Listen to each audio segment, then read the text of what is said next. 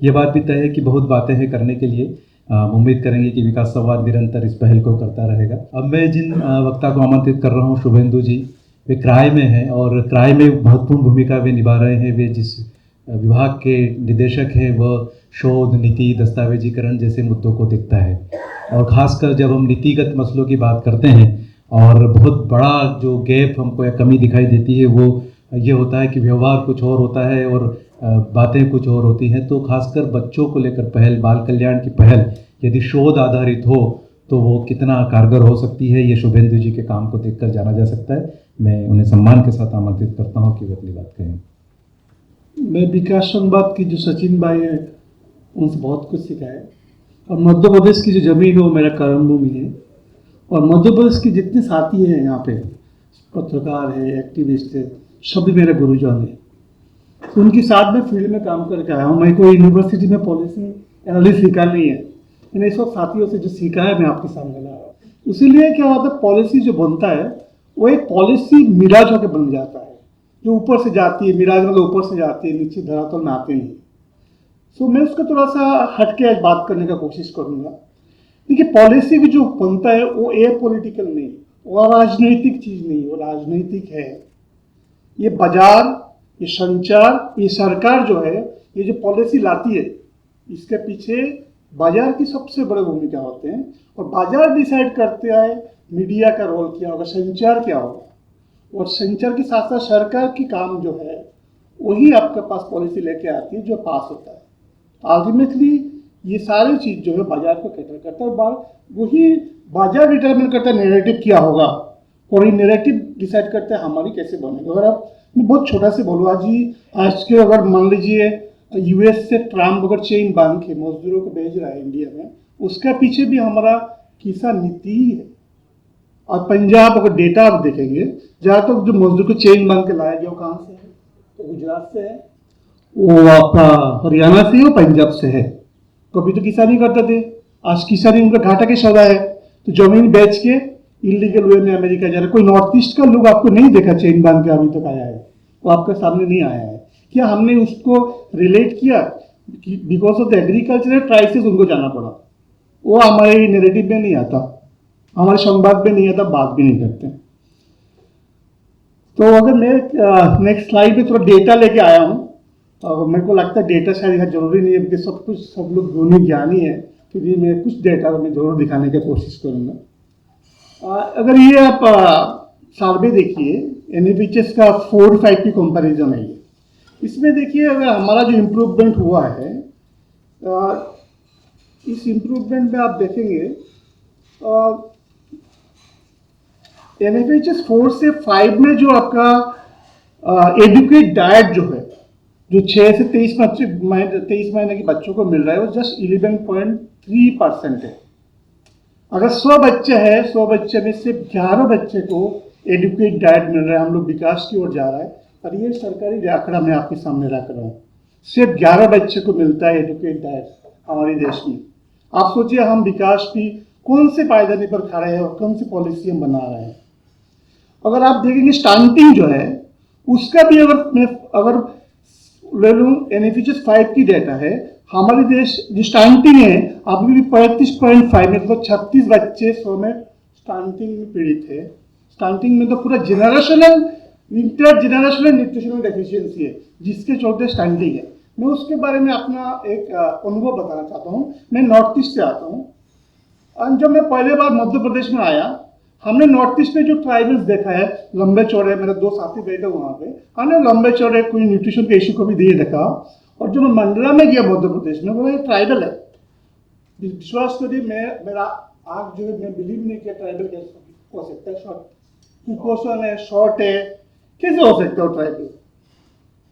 तो ये डेटा भी दिख रहा है। ये जो स्टंटिंग के डेटा में आगे आऊँगा, कौन सी जगह में स्टंटिंग के डेटा ज़्यादा है आपके सामने प्रस्तुत जरूर करूँगा। आप लोग विचार करिए हम कौन सी स्थिति में खड़े, कौन सी विकास है, और क्या हम जो विकसित भारत की ओर बढ़ रहे हैं, क्या स्टंटिंग बच्चों के साथ हम बढ़ सकते हैं? और इतना बड़ा एडुकेट डाइट नहीं मिल रहा है तो कुपोषित बच्चों के लेके क्या हम लोग एक विकसित भारत बन सकते हैं? ये क्वेश्चन तो हम सबको पूछना चाहते हैं। मेरा भी प्रश्न अपने पर भी है। अगर आप सीवियर वेस्टिंग डेटा देखेंगे, वो 7.7 बढ़ गया है आपका, 2000 से बढ़ गया है। और एनीमिया जो है, एनीमिया जो पास 6 to जो 59 मंथ्स की डेटा है, एनीमिया की लेवल भी आपका बढ़ा है। ये 67.1% एनीमिक है हमारे बच्चे। हमारे बच्चों को एनीमिक, अभी मैं मराठवाड़ा से आया हूँ, जयदीप भाई जानते हैं, मराठवाड़ा में कौन बोल के गाँव है, बहुत फेमस गाँव है। मैं उस गाँव में गया हूँ, सबके पास ट्रैक्टर था, बिल्डिंग था, और सबका घर में डिश एंटीना था। मेरे को लगा कि ये कि विकास है। बच्चे जो बैठी हुई थी मीटिंग में, कम से कम 100 बच्चे की तरफ मैं नजर देखा, 100 बच्चे में सारे मेरे को एनीमिक लगा। फिर मैं डेटा की ओर देख रहा था, डेटा को भी बोलते डेटा बहुत गड़बड़ है, बढ़िया डेटा फील्ड से सच बोल रहा था, बच्चियाँ एनीमिक थी। अगर बच्चियाँ एनीमिक है, आप ये सोच सकते हैं हम क्या low birth baby, maternal death, child death को रोक पाएंगे? एनीमिक अगर बच्चियाँ एनीमिक है क्या रोक पाएंगे? हमारा पॉलिसी के इस पर एड्रेस कर रहा है, किस चिंतन से हमको नया पॉलिसी बनाना पड़ेगा, ये सोचने वाली बात है। अगर आप रिप्रोडक्टिव एज का, अगर माताओं का रिप्रोडक्टिव एज का अगर देखेंगे, 15 से 49 ईयर्स की जो है आपका जो स्टेटस है एनीमिया का, वो 57%। और वुमेन का अगर आपने बीएमआई देखेंगे, उसका भी डेटा जो है 18.7% मीन 19% है। और मैं सरकारी डेटा को कोट कर रहा हूँ। फिर आप ये हमारी आपकी सबकी क्वेश्चन है, हमारी देश कौन सी विकास की ओर बढ़ रहा है? और ये जो एनीमिया का और जो आप बीएमआई को डेटा देखेंगे, ये आपको क्लियरली बता रहा है हम जो खाना खा रहे हैं वो कार्बोहाइड्रेट रिच है। हमारी खाने में थाली में माइक्रोन्यूट्रिएंट नहीं है, प्रोटीन नहीं है, बाकी कुछ नहीं है। हम लोग सिर्फ कार्बोहाइड्रेट खा के रह रहे हैं, इसका रिजल्ट आपको देखने को मिलेगा। नेक्स्ट स्लाइड राकेश भाई। अगर आप इसको देखेंगे,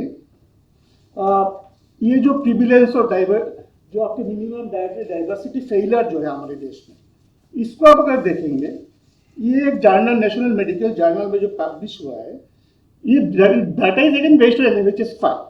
इसमें बड़ा मजेदार डेटा है। ये WHO बोल रहा है न्यूट्रिशन रिलेटेड फैक्टर जो है 35% बच्चों का जो डेथ होता है दुनिया में इज बिकॉज ऑफ द आपका मिनिमम डायटरी डाइवर्सिटी फेलियर के कारण। और हमारी भारत के डेटा अगर मैं आपके सामने लाऊं, देखिए नॉर्थ इंडिया, ये मैप अगर देखेंगे, नॉर्थ इंडिया, सेंट्रल इंडिया और western parts of India had more than 80% minimum MDDF, minimum dietary diversity का जो आपका लेवल है, north India, central India, western India में मोर देन 80%। अगर आप ईस्ट इंडिया देखेंगे, नॉर्थ ईस्ट जो मैं बता रहा था आपको, मैं एग्जाम्पल दे रहा था ट्राइबल के बारे में, इज बेटर है देन साउथ। यहाँ पे अगर राजस्थान, यूपी, राजस्थान, गुजरात, महाराष्ट्र और MP आर द टॉप, जहाँ पे हम काम करते इतने साल से। मध्य प्रदेश में आप टॉप देखेंगे MDDF का जो गैप है, और नॉर्थ ईस्ट में नहीं है। उसका कारण मैं बता रहा हूँ नॉर्थ ईस्ट में क्यों नहीं है, मैं अपने बात कर सकता हूँ। नॉर्थ ईस्ट में नहीं है क्योंकि वहाँ पे खाद का प्रचलन अभी भी कम है। आपका अभी भी लोग उतना कैश क्रॉप की तरफ नहीं किए हैं, इसीलिए आपको इस MDDF डेटा पर भी दिखने को मिलेगा। क्या हमारी स्टोरी जो बनता है मेन स्ट्रीम मीडिया में, इसमें हम स्टोरी बनाते हैं, बहुत कम ही आता है इस तरह की स्टोरी। और हम सोचते हैं जो नॉर्थ ईस्ट के लोग अभी बैकवर्ड है। मैं आपको एक एग्जांपल दूं, मेरा गांव जो है, गांव के सामने 2 ट्राइबल पूंजियां हैं, बहुत ऊपर से आते हैं लोग, बाजार में आते हैं, आज भी कुछ नहीं खरीदते, सिर्फ थोड़ा सा नमक लेते हैं और थोड़ा सा तेल लेके ऊपर चले जाते हैं। They do not buy anything from the market.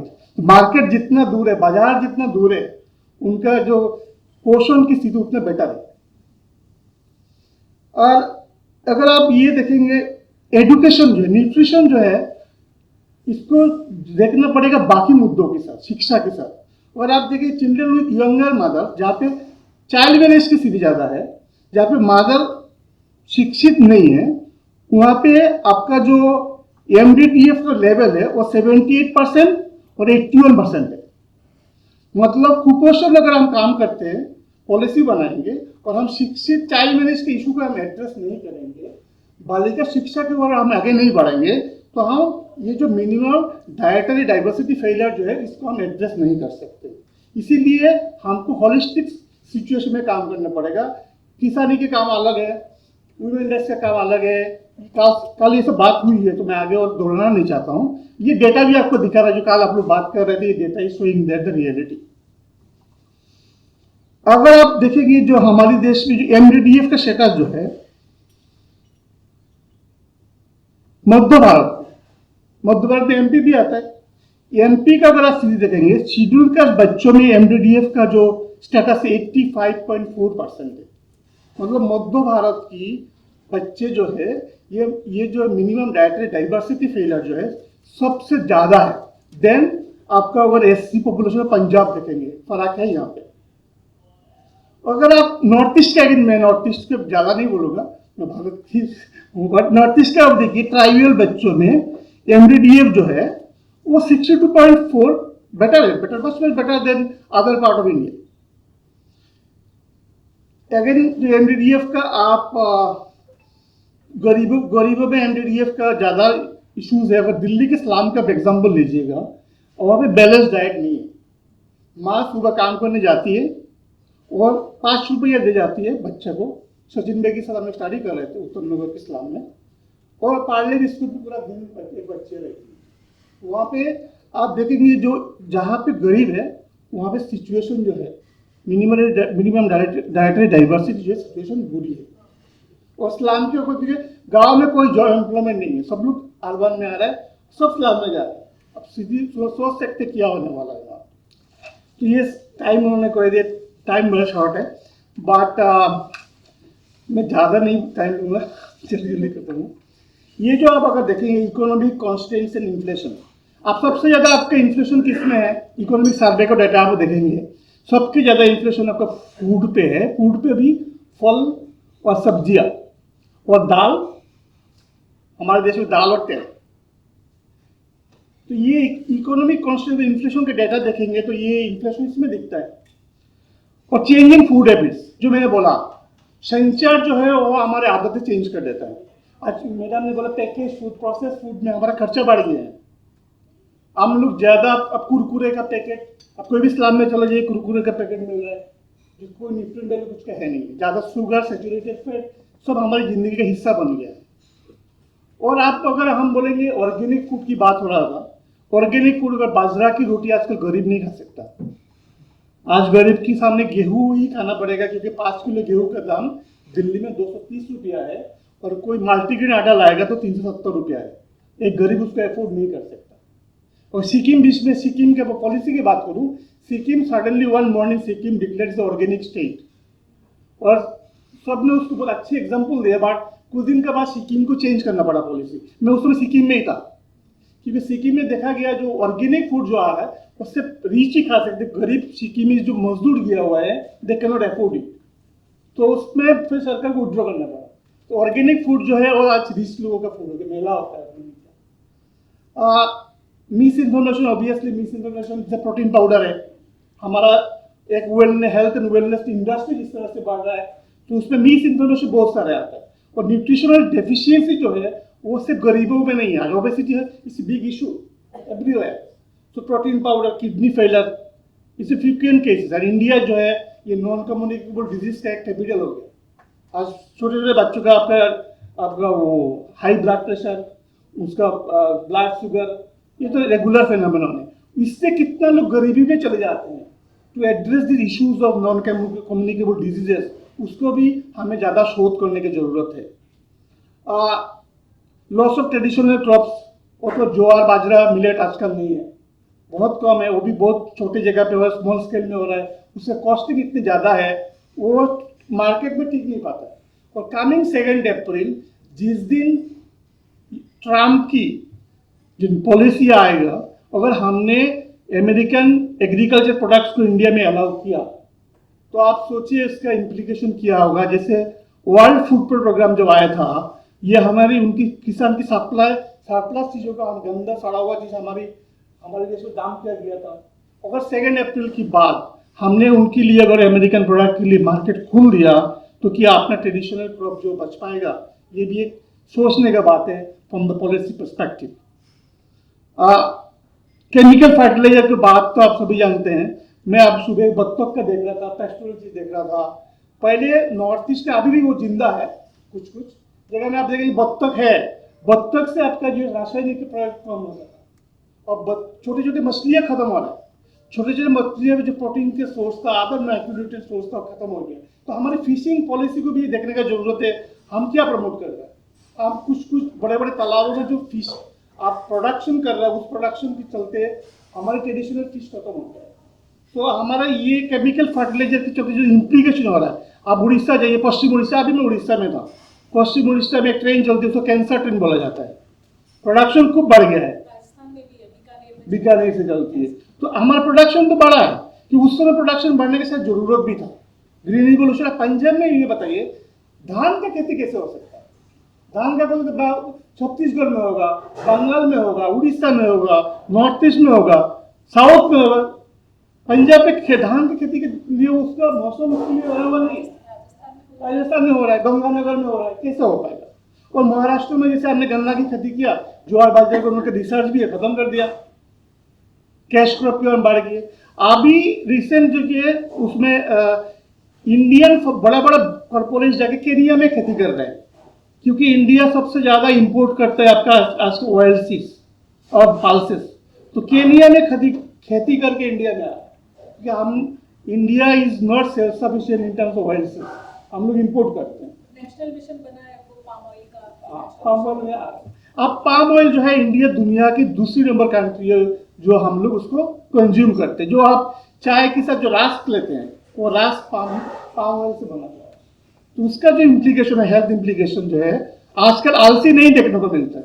तिल का नहीं, तिल के 400 रुपये किलो है, पुअर पे can not afford to do that. तो हमारी पॉलिसी, एग्रीकल्चर पॉलिसी ऐसे ही बना हुआ है कि the poor can not afford to do that. Even अपने कल्चर की अगर बात करूंगा मैं,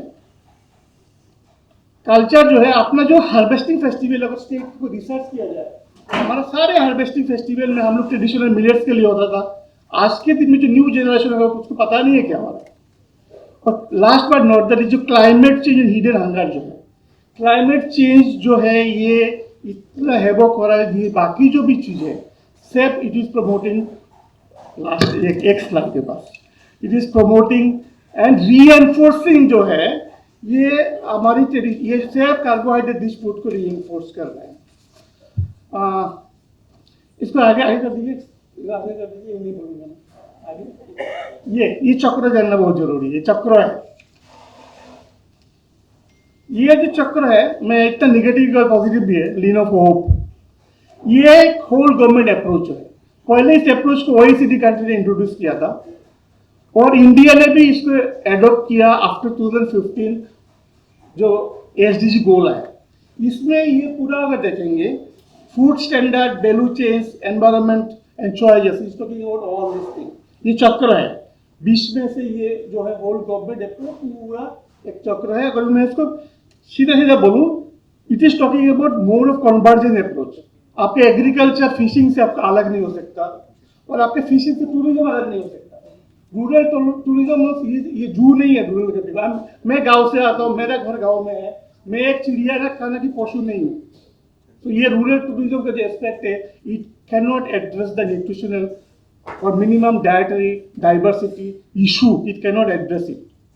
तो यहाँ पे जो जरूरत है, ये सब मिनिस्ट्री को एक साथ में लाना है।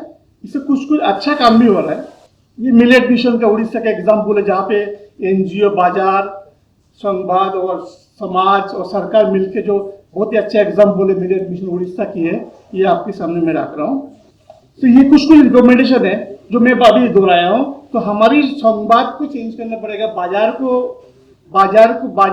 हमारी जैसे संवाद को और हमारा नेगेटिव ना बने उसके लिए काम करना पड़ेगा। और ये पाम ऑयल जैसी चीज़ जो है उसको डिजोन करना पड़ेगा और हमारी जो ट्रेडिशनल ऑयल सीड्स है उसको प्रमोट करना पड़ेगा। सारे डिपार्टमेंट को साथ में काम करना पड़ेगा, समाज को भी, सरकार को भी। इसके साथ मैं अपना प्रस्तुतिकरण संपन्न करता हूँ। Thank you.